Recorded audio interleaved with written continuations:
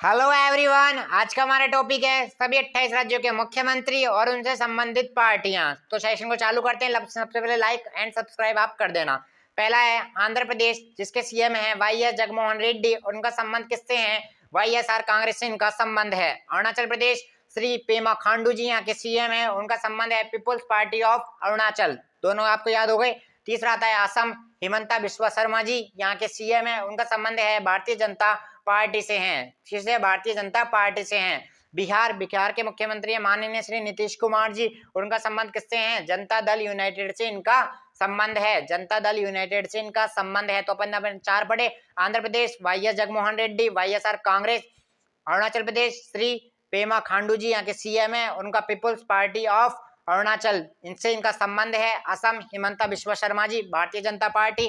बिहार के कौन है? श्री नीतीश कुमार जी, और जिनका संबंध किससे है? जनता दल यूनाइटेड से इनका संबंध है। आगे बढ़ते हैं और चीजों को समझने का प्रयास करते हैं।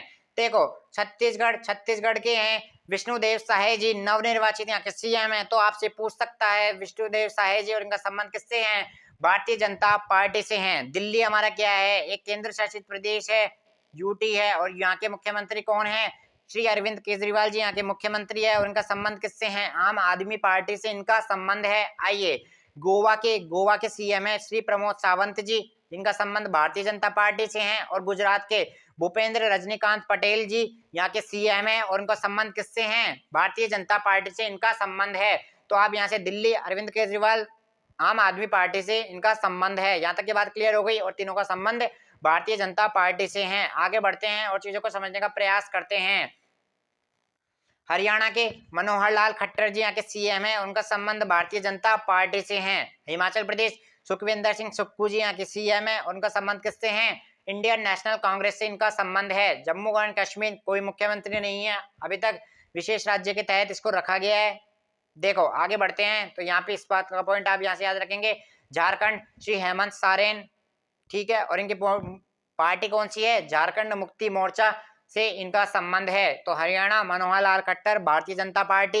हिमाचल प्रदेश सुखविंदर सिंह सुक्खू जी, इनका संबंध इंडियन नेशनल कांग्रेस। और झारखंड श्री हेमंत सोरेन, झारखंड मुक्ति मोर्चा से इनका संबंध है। आगे बढ़ते हैं और चीजों को समझने का प्रयास करते हैं।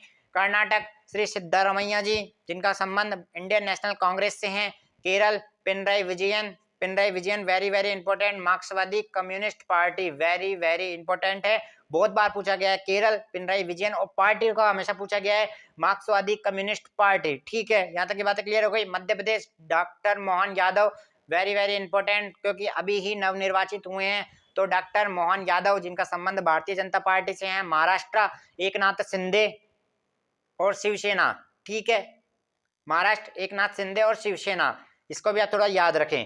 मणिपुर एम बीरेन सिंह, बहुत सबसे ज्यादा इंपॉर्टेंट, अगर आपसे यहाँ से पूछेगा तो वह क्या पूछेगा? मणिपुर को आपसे पूछेगा। और एन वीरेन सिंह, और जिनका संबंध किससे है? भारतीय जनता पार्टी से है, क्योंकि मणिपुर अभी ट्रेंडिंग है, तो आपसे पूछ सकता है अगर इसने मद्देनजर रखा तो एन वीरेन सिंह और उनका संबंध किससे है? भारतीय जनता पार्टी से है। आइए आगे बढ़ते हैं।